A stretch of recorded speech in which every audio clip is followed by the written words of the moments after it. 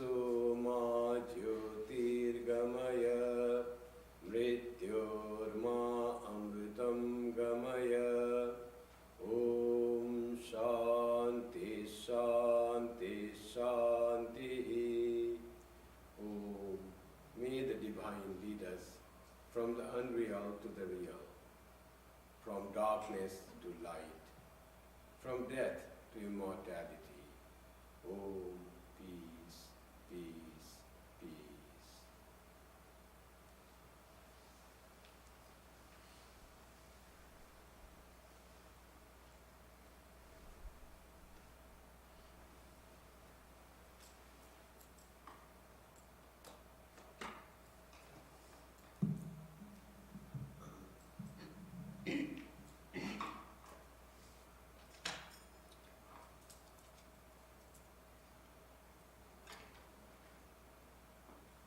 A prayer to compassionate Sri Ramachandra, who is destroyer of bondage of life.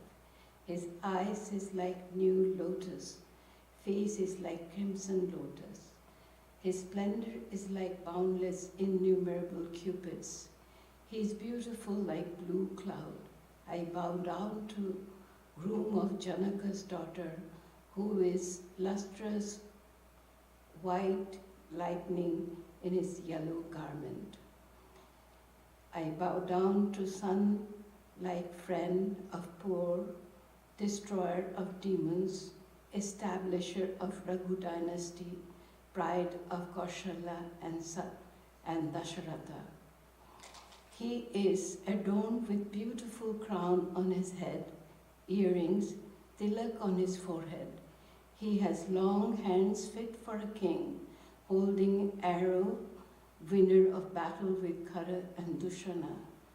Tulsidas says, he who pleases the mind of sage Shankara and Adishesha, O destroyer of Kama desire, please dwell in the lotus of my heart.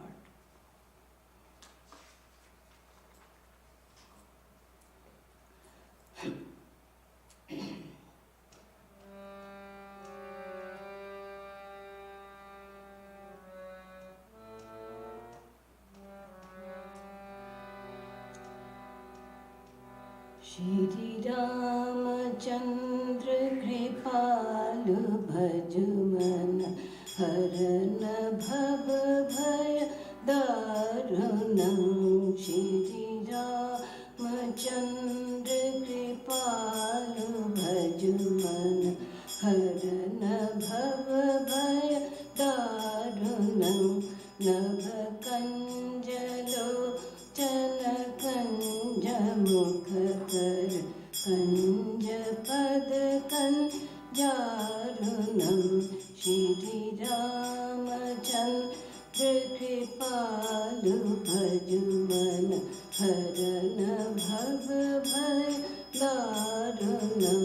Kandar Paganit Mita Chabi Nabanilani Rajasundaram Patapitamanam Amita Ruchi Shuchi Nami Janaka Sutavaram. Shri Ramachandra Kripalu Bhajuman Harana Bhava Bhaya Darunam.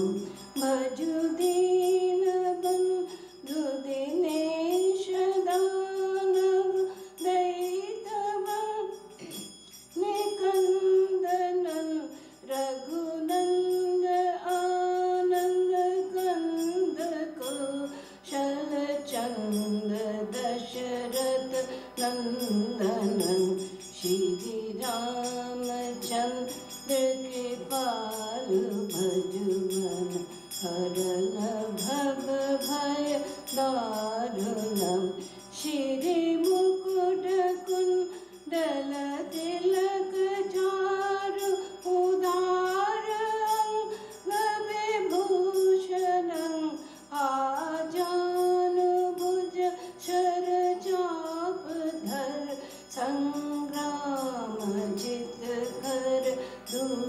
Shri Ramchandra कृपालु भज मन हरन भव भय दारुणम् इति वदति Tulsidas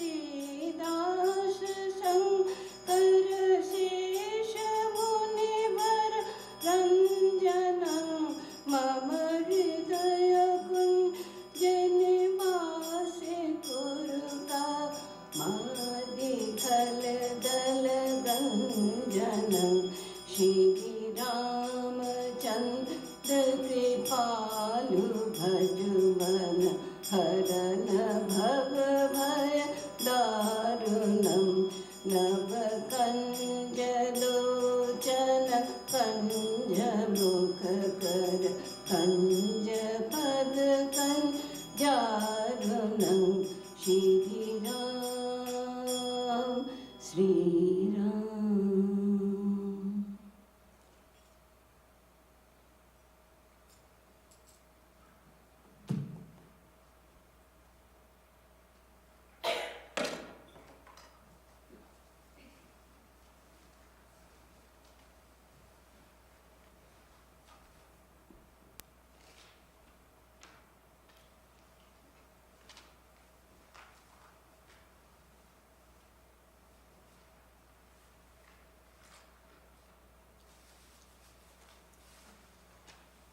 I'm reading from a passage of Ramayana about Shabri, the great devotee of Rama.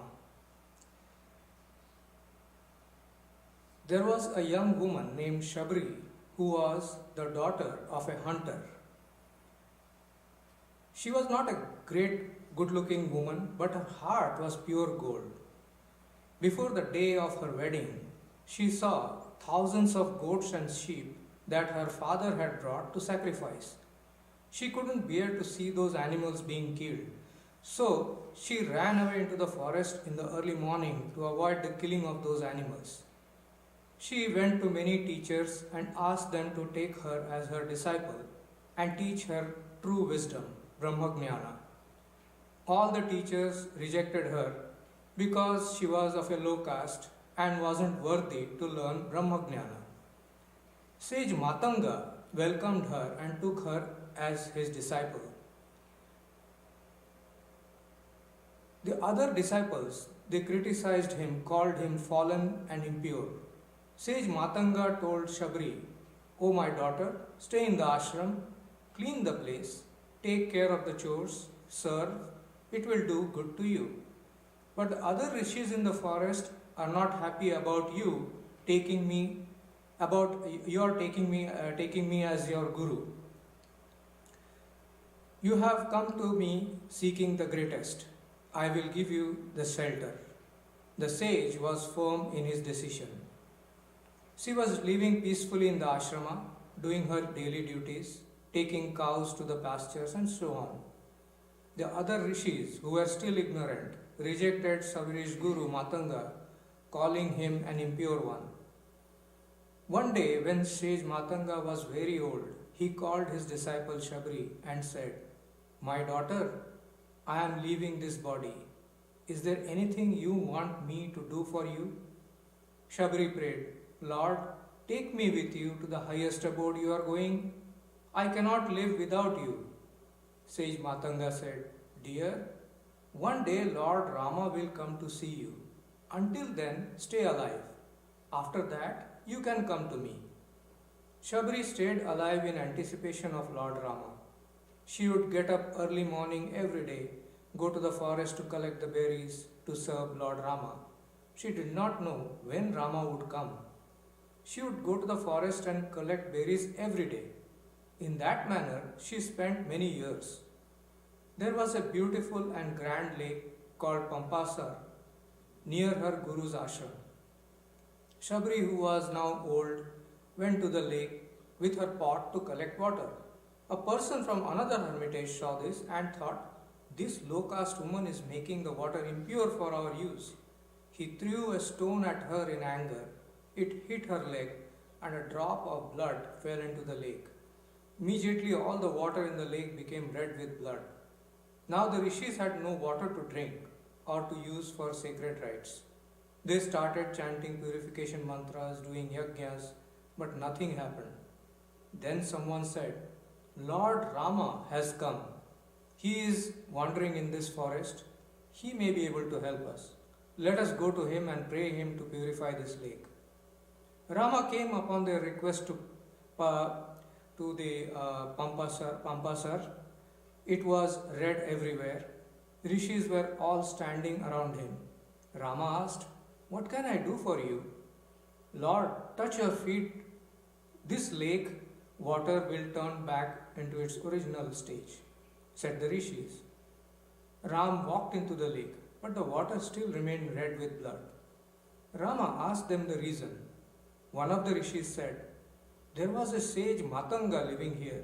He had an outcast disciple Shabri. He has died, but she still lives. She came to fetch water from this lake.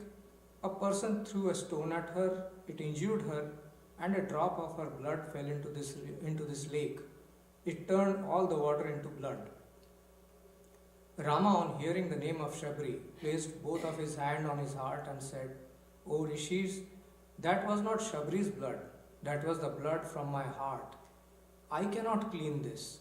I have to request her to clean this. One of them went to Shabri and said, Lord Rama has come and he is requesting you. Shabri, on hearing Lord Rama's name, came running to see him. The soil from her feet fell into the water and the blood turned back into water. Lord Rama said, Did you see? The dust from Shabri's feet has purified this lake. Shabri prayed to Sri Rama, Please come to my hut, Lord. I have decorated it with flowers for you. I have brought some sweet berries for you. Rama and Lakshmana followed her to her hermitage. She brought them the sweet berries. Lord, I have selected only the sweet berries for you. I tasted every berry to make sure that I have only brought the sweetest berries. Please take it, my lord. When Rama was about to take a berry, Lakshmana said, Brother, these are half eaten, no good to eat. Rama took a fruit and ate it. He said to Lakshman, Brother, these berries are so sweet. I have never tasted berries as sweet as Shabri's berries.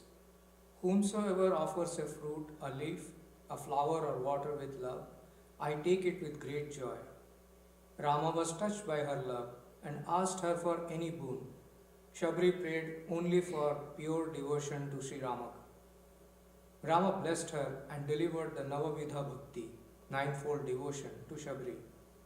This includes Shravanam, hearing the names and glories of the Lord, Kirtanam, chanting the glories of Lord, Smaranam, remembering the Lord, Padasevanam, serving the Lord's feet, Archanam, worshipping the Lord, Vandanam, offering obeisance into the Lord, Dasyam, serving the Lord as his servant, Sakhyam, developing friendship with God, Atma Nivedanam, total surrender of oneself to the Lord.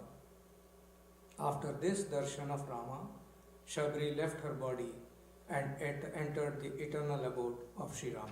Now a short period of meditation.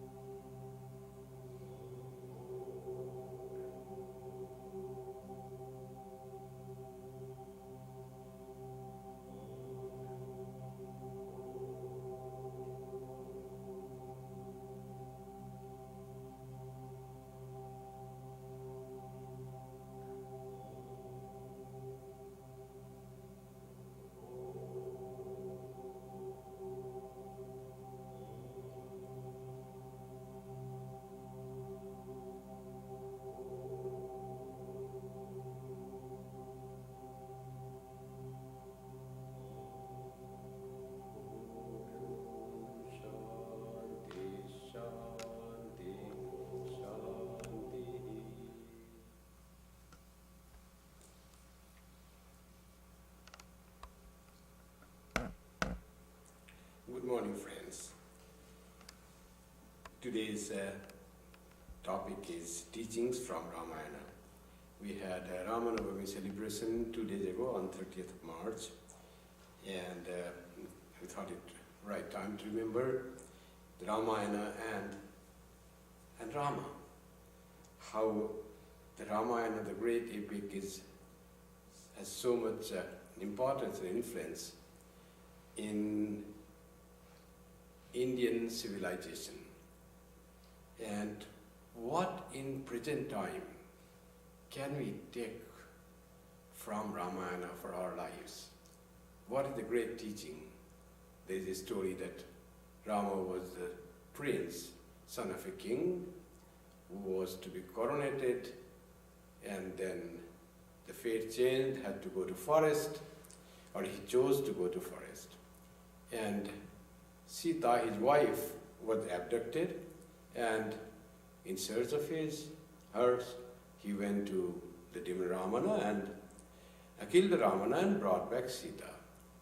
And he was the ideal king. So this is the brief story. But Ramayana is such a wonderful epic. It is supposed to be the first epic in Sanskrit. Though before that, there are wonderful verses and poetry in Upanishads and Vedas. But the full epic is the Ramayana, the first epic it is called.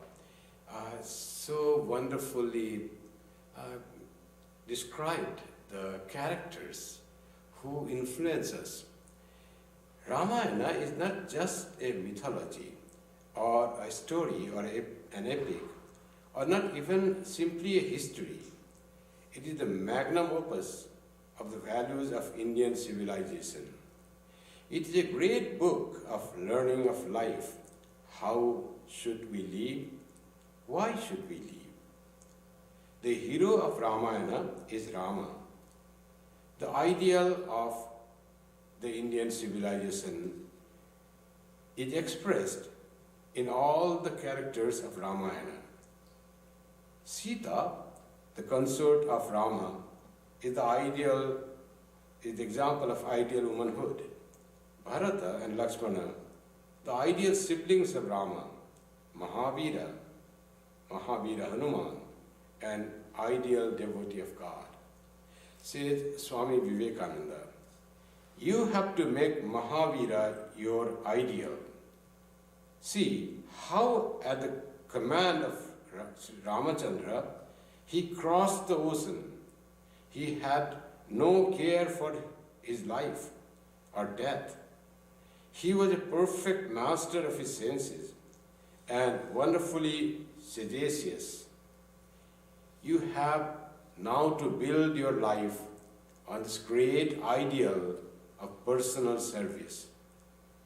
Can you bring in the worship of Sri Ramachandra and Mahavira in this country? The country must be raised. The worship of Mahavira must be introduced. This is Swami Vivekananda's imperative to his own disciples, how to raise the country. He had a dream of developed India, the India that is rooted in its own civilization, and the prosperous, like they call in the Rama Rajya. It is said the kingdom of Rama, that was just, and that time the people were the most prosperous. An example, a dream of how a country should be, how it should be ruled, how the people's every grievances are met. That is how the Ramayana gives us the dream of an ideal ruling system, ideal kingdom, ideal country. So that Sri Swami Vivekananda says, ideal of Mahavira, the great devotee of God, who was ready to sacrifice everything of himself for the sake of personal service to his chosen ideal. That has to be brought back, sacrifice and renunciation. Without that, how the country will become great? How the people will be served? How will it regain its lost glory? That's what Swami Vivekananda is concerned, and he chose Sri Ramachandra and Mahavir Hanuman to be brought back. The ideal of Hanuman, so much so much impressed Swami Vivekananda.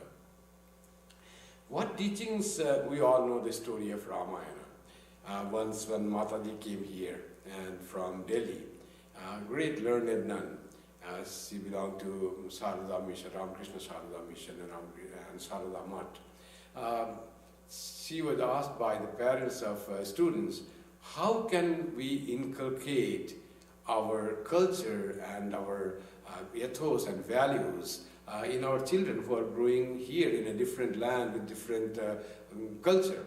So, but we love our culture and civilization. There are so many good and great things that we don't want those to be forgotten and only taken of the culture here. Here are great cultures. We want those to be imbibed without leaving the great teachings of our country, the very basis of Indian culture. And what Mataji replied? Mataji said, teach them Ramayana stories. And she said, in my childhood, I learned the Ramayana from my parents. And the characters of Ramayana, they influenced me so much that I dedicated my life in the service of God and the worship of God and service of humanity. So teach your children Ramayana. That will give them what you want to give them. That is the secret. So from Ramayana we can get so much for our children, so much for ourselves. So what we learn from Ramayana, one is sibling relationship.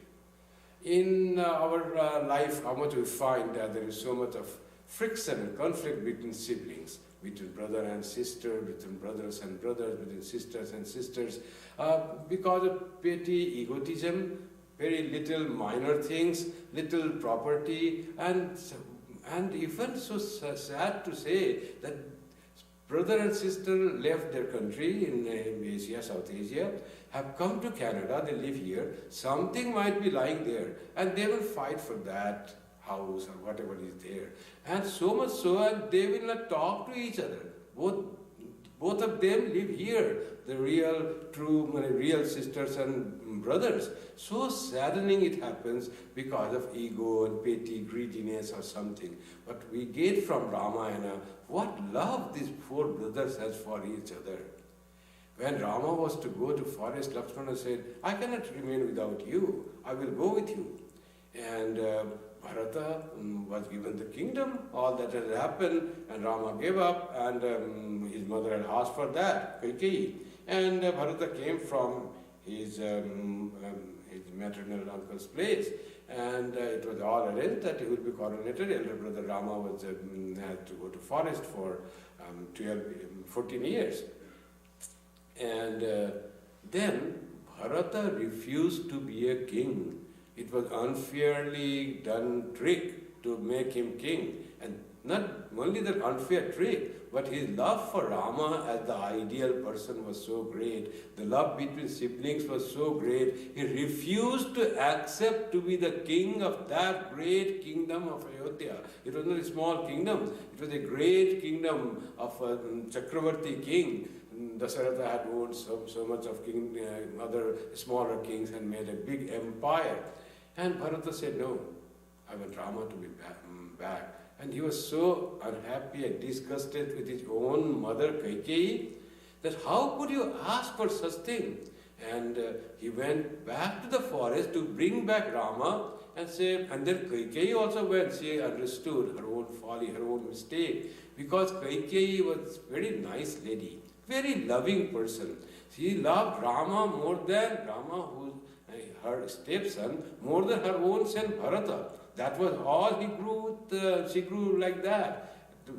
Wrong time, something wrong advice, something went in this, time comes and when you take wrong decisions.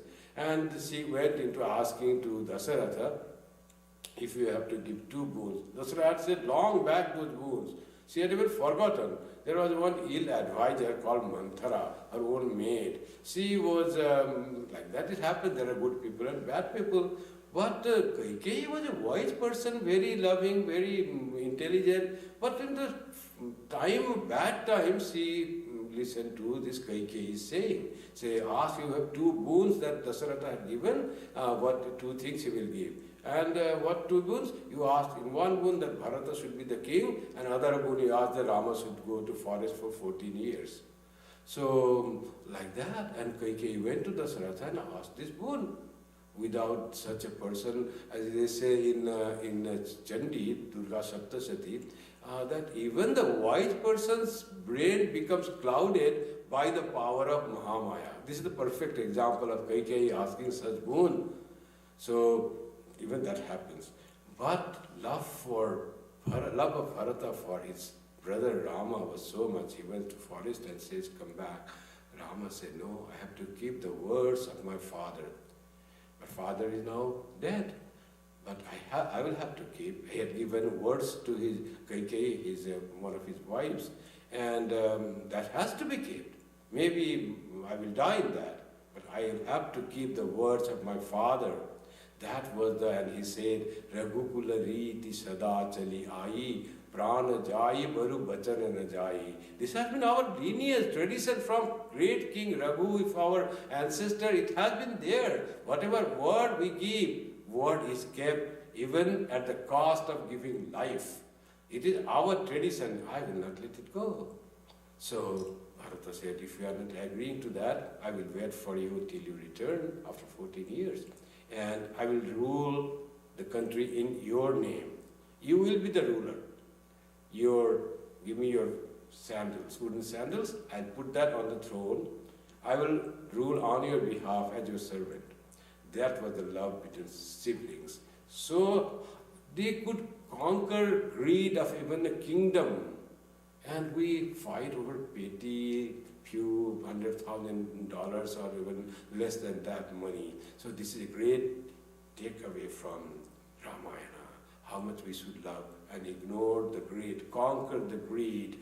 That is Kama, Krodha, Tatha, Lobha. These three things, Kama, Krodha and Lobha. These worldly desires and anger and the greed. These are three gateways to hell. All three. Anyone can take us to hell, says the Gita. So we should be able to conquer the greed. So this sibling relationship by conquering greed, love among the brothers and sisters. How we grow in love when we are young. We couldn't even stay without that. If someone gives one chocolate, one piece of chocolate, you will say, ask another, can you give me one more? And why? I have a brother, I have to give to him. Like that we were. We couldn't eat. If there was no other, we'd break that into half and share. And when we grow from where this greed comes, where this ego comes, so we need to conquer that and have the ideal of Ramayana brought into our lives. Differentiating between right and wrong, discerning what is good and what is bad. Kathopanishad says, always, every moment in our life, there comes a choice. What you want, this or that.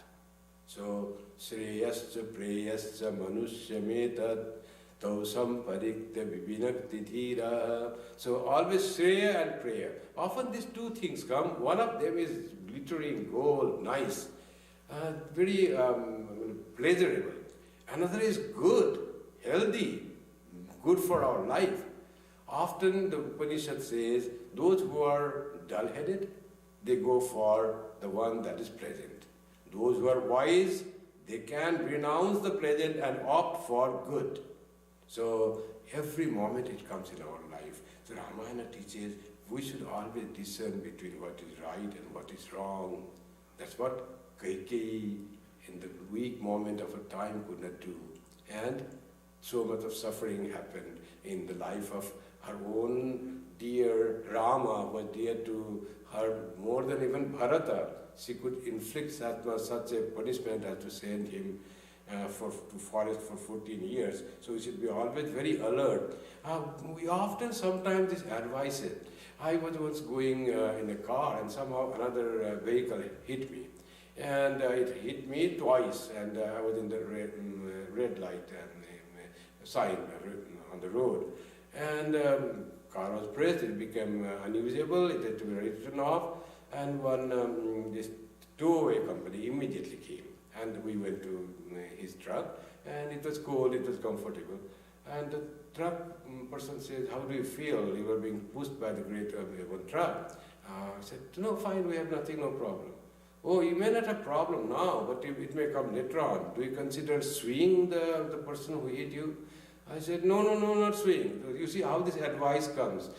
Can you sue them for some $1 million and some of say one lawyer will make, some will make like that. But you have no trouble. Just you want to prove that you were in trouble. So we have to be always alert in our who gives what advice. Whether it is selfish advice or true advice, always we have to differentiate real and unreal, beneficial and unbeneficial. That's what Ramayana said. If we take wrong step, it may give great harm for us and for the other person.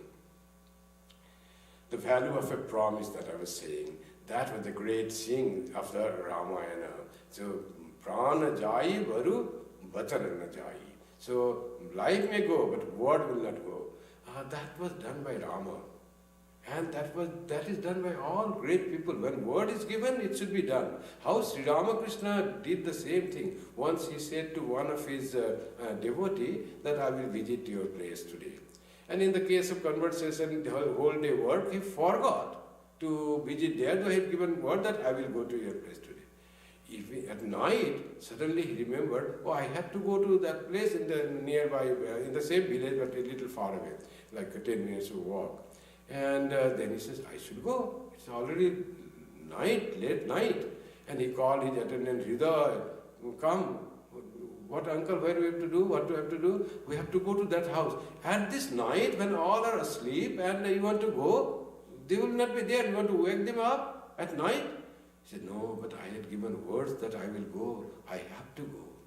Prana jai, varu vachana jai. Rama was, Sri Ramakrishna is Rama incarnated, no? How you can forget that? So he went, took an oil lamp, kerosene lamp, and Hridaya guided him and went there. And through the main gate, he put his foot in, gate was closed, and said, hello, I have come, he said. Didn't disturb anyone, didn't break anybody's sleep, but he took trouble to go at night and came back just to keep the words. This is how the words, keeping the words are so important. Sometimes we say, yes, we will visit you, and then we forget, or sometimes we take it lightly. Mostly in some gatherings, you say, please come. Yes, I will come, you say. And we don't go. We think there will be so many people, why to go. And it doesn't matter. It doesn't matter to them who have been invited. It matters to us. We are not keeping our promise. When we start neglecting our own promise, our words become less valuable. The depth of our words become less, and we become neglecting anything that we say or we even think.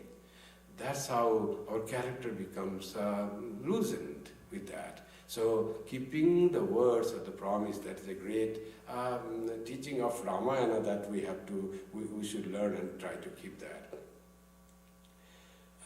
Love and respect for parents. This was wonderful in Rama. Rama was ideal, and just to keep the promise of his father, it was not even his promise, Rama's promise. Rama, he gave up his kingdom, he gave up his coronation and went to the forest. He could have said, no, your father did, he didn't give the promise that I can do. But I was coronated, I want to coronated today. Everyone would have accepted. Only two persons were there, Kaikeyi and Manthara. Manthara will be sad, Kaikeyi will be better after some time, and she would get the right thought would have come. But keeping that words, the parents' words, it has to be kept, says Rama. So for no sacrifice was less for him. And Sita came and said, I want to go with you. And he said, how can you go to a forest? You are a princess born in a rich, all the luxury. You are the queen of this great kingdom. And forest, no food, no protection, no security, no comfort of even ordinary human being. What to say of the kings and princes and the queens? So, but Sita said, no, I will go. This was the great power of decision making in Sita. Rama had to concede. Everyone opposed that. Who will agree? The princess will go to forest. But Sita's decision, when she made the decision, it was final. Even Rama could not stop her from going. So wherever Rama is, there Sita is. That's what she says. Wherever Rama is, Sita is there. And he took Sita there. And that's how his great love and respect for his parents. Beware of bad counsel. Just I discussed that.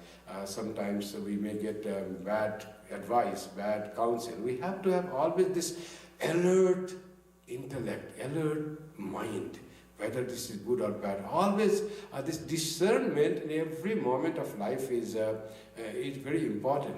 In the Shastras, for a spiritual seeker, it is said, apramattena vedhavyam. So it is like shooting an arrow. Little diversion and arrow will not hit the mark.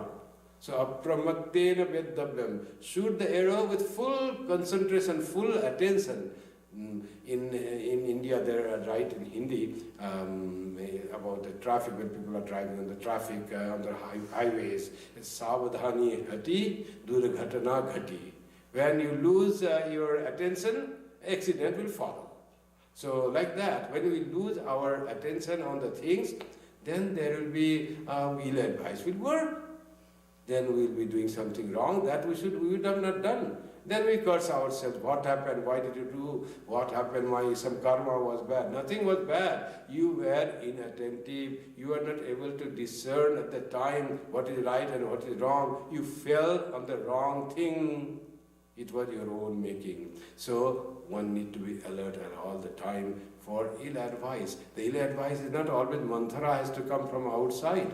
Mantra is all hidden inside also sometimes. Sometimes ill advice comes from us. Oh, I should do this, I think, oh, like that. Even in smaller things. Suppose morning I wake up always every day like 5 o'clock. Then one day little late to sleep, instead of going to 10, I go at 11 o'clock. Then alarm rings and it's 5 o'clock. Oh, yesterday was late. I can do 5:30 is okay. Today is also holiday and it's off day, Saturday. So why should I wake up so early? Mantra working from inside, you see. Alert and gone. So like that we have to be aware of mantra inside us, giving ill advice to ourselves. So when we are alert, keep quiet. It's my daily routine. What happens if I sleep 1 hour less? Doesn't matter. So we get up and do our spiritual practice, wash our face and sit down and do Ram, Ram, Ram, Ram, whatever is our mantra, and be in touch with God. So like that, we have to be always alert and be aware of the bad counsel given by our own mind. Ramayana wonderfully says, another takeaway from Ramayana is protecting the weak. How in the forest there were some demons and there were rishis who were doing rituals and worship and meditation. They were without any cause being disturbed by these Rakshasas, and they came to Dasaratha and said, the rishis won't fight. And they have to do something, they have to be protected. Otherwise they cannot perform the prayers for the whole humanity. Their prayers is not only for them. When good people are there, good thoughts are there coming, they protect everyone in the world. So the rishis came to Dasaratha and say, can you help us? We are being very much troubled by those people who come to the forest and destroy all our worship. So how to protect? King said, it is your kingdom, it is your rule. Give us your son, Rama and Lakshmana. So what are you saying? They are mere 16 years old. How can they do that? Your demons are very powerful and how can they even face those? Then then Vasishtha said, don't worry, they are not just simple, ordinary human beings, they have divine power. Give them, they will learn a lot in the forest. So Dasaratha finally agreed and they go. And they vanquish those people, those demons, like that, protecting the one who needs to be protected and fighting those things. And there's a story of Jatayu that I will tell you later, how this Jatayu tried to save Sita from going, knowing fully that he cannot fight with Ravana. But he had to show his strength and protest that, giving his own life.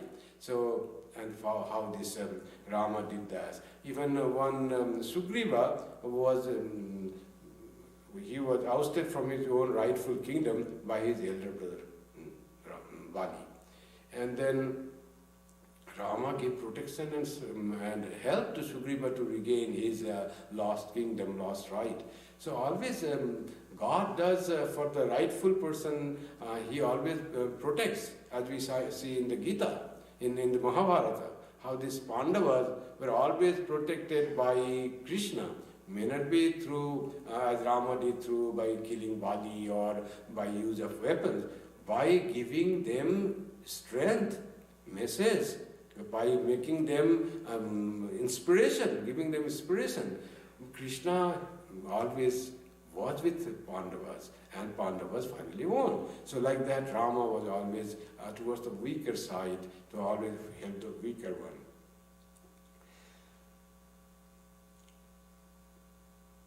Rama lived his life of duty. For the sake of duty, he could sacrifice anything. Finally, it came that king is like, you can say leader, you can say, as they say, the head servant of the whole kingdom. Like the role of king is not to rule for his own glory, but to serve his subject. That is what is said in the Shastras. So Rama was serving all his kingdom. Somehow this came, rumor of someone saying, oh, Sita was with another person for so many years, and Rama is now our queen. How can we accept her, whether she is chaste or not? She gave all the chaste trials, and Rama knew how chaste she is chaste. And Sita and chastity, they are synonymous. Sita means chastity. These all happened, but some subject starting this rumor. And for Rama, it was, as a king, he had to listen to these rumors also. Unfounded, baseless, but he could not just ignore those things. He had to respect even that. For that, what to do? The thing came, Sita should go away into the forest. And she was pregnant that time. And for Rama, it was so heartbreaking thing. Sita and Rama, they always are together. Without Sita, how can Rama be complete? But Rama took the decision in favor of his subject. His role as king was made him greater, and it predominated his role as a husband. And he said Sita, whether she would like to go to a Rishi's ashram, and in the forest, to Valmiki's ashram. And Sita agreed to that. Sita was such a powerful personality, nobody could force her. Rama could not force her if she had not agreed to that. But she was also a queen. And she said, okay, this is the thing, I will go to the forest, don't worry. She went to the ashram, started living there. And this thing, how Rama banished Sita, as if he did for his own enjoyment, as if for out of joy. How much will be the pain of Rama sending Sita to the forest? The pain was much more greater than the pain of Sita herself going to the forest. Rama's pain was greater because she knew who Sita is. And yet, to pacify his own subjects who were ill-advised, who were not very intelligent, who had no faith, those people he had to ask Sita to go to the forest under the care of a rishi. So always he kept his duty and he knew what duty to perform.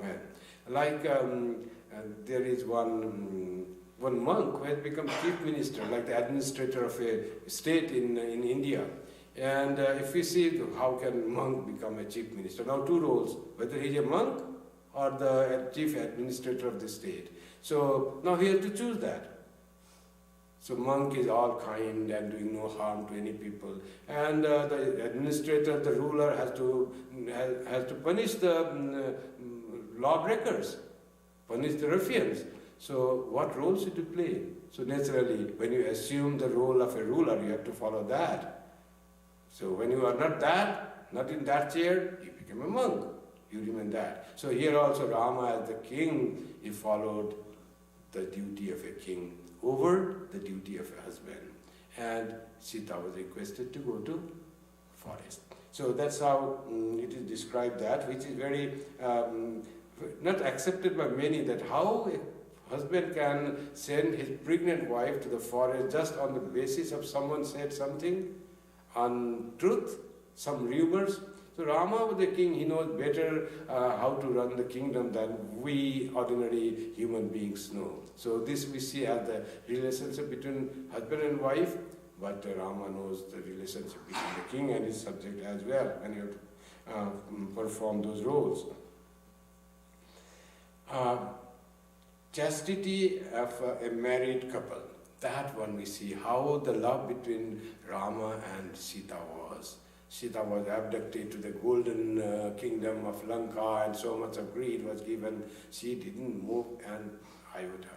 And Rama, after Sita passed away, then Rama was asked get another wife. Then there was a system that they could get, and for rituals you need to have husband and wife. Without both being together for a married man, rituals cannot be complete.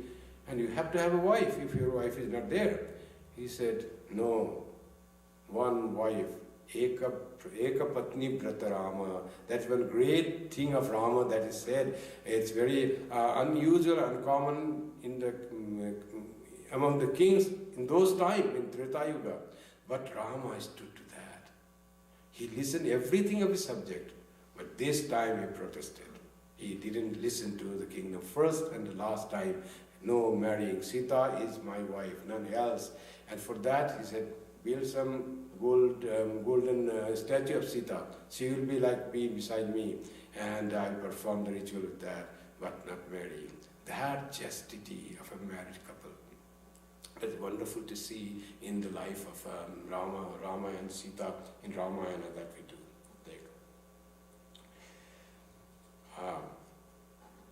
Then equanimity and serenity in all situations of life. How much Rama was so wonderful that Tulsidasa describes. It was so dramatic change in his situation. Evening it was all done daytime. The next day he is to be coronated as the king. King will retire, and everything was done. Decoration started, all joy, merriment, everything was there. And suddenly at night the news comes that he has to give up everything and go to forest for, not for one day, not for Vipassana like 10 days, but it is for 14 years he has to be in forest. Whole of his youth has to be going forest. And what was Rama's reaction? He was same. When there was to be coronation and all becoming king and of this great kingdom, he was same. He was not elated. And when he had to go forest, no depression at all. Same equanimity. Tulsidas writes beautiful poem for this Rama's equanimity. He is in all situations, just reverse, 180 degrees reverse situation, and Rama is same peaceful and serene in both situations. He says, Prasannatam yana gata bhishekata tathana mamlo vanavasa dukkhata. In Rama, there was no elation when there was coronation, was Abhisheka, coronation was around. There was no elation, there was not something greatly elated, oh tomorrow I am going to be the king, nothing like that. Same person, so much serene and peaceful and calm, that was Rama. And Tathana Mamlo Vanavasa Dukkhata. Next thing the misfortune happens, he has to go to forest. Face is same, serene, peaceful, no change in his face. Then the Tulsidasa says, Yatham Bhujasri Raghunandanasya me sadastu sa manjula mangala prada. May that lotus face of Rama, which remains same in all the situations of life, may that face always protect me. That it says is devotion to Rama. That equanimity in all situations, able to handle every adverse situation in life with the same peace. So that we learn from Ramayana, that we need to practice in our life. At the end, I'd like to read from his protection of this week, the story of Jatayu. Jatayu was the king of Vulture, as it is said, a demigod. So the story written by a person, author, I would like to read it. Now Jatayu, an aged demigod in the form of a vulture, had witnessed Ravana kidnapping Sita and taking her forcefully to Lanka. Paying no attention to his old age, Jatayu tried to save Sita by fighting Ravana valiantly, but failed miserably. Unfortunately, he also got fatally wounded in the massive fight. When Rama and Lakshmana were looking for Sita, they came across Jatayu, where he was lying, breathing his last. Jatayu informed Rama about Sita's whereabouts and Ravana's plans before breathing his last.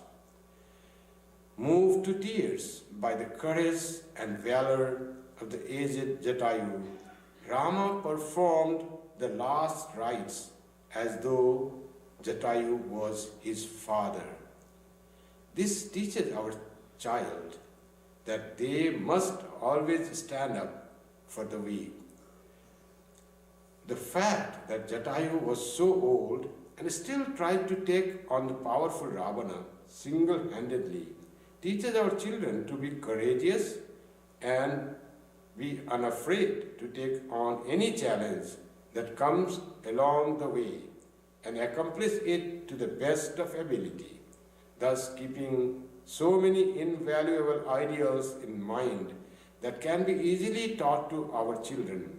Let us retell the Ramayana not just for its holiness, but also because this magnum opus is an important tool for instructing the future generations the code of right and ethical behavior.